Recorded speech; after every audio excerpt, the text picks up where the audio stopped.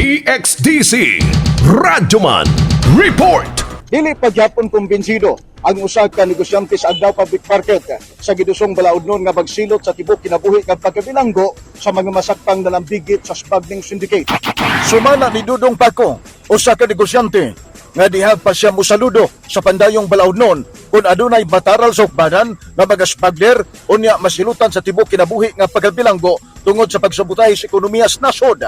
Matod ni Paco nga makadismaya ang kaso sa smuggling sa nasod tungod kay nagpadayon ang modus operandi gumikan kay adunay mga taga-gobyerno nga kukunsabo sa mga smuggler nga gikan usab sa mga ahensya sa kagabanan.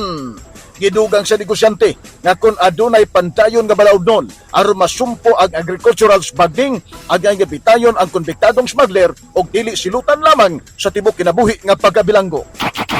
Yes. Mo diha pa kamo to. Dili nga nung prisuhon man. Oh. Pangbitayon, diretso.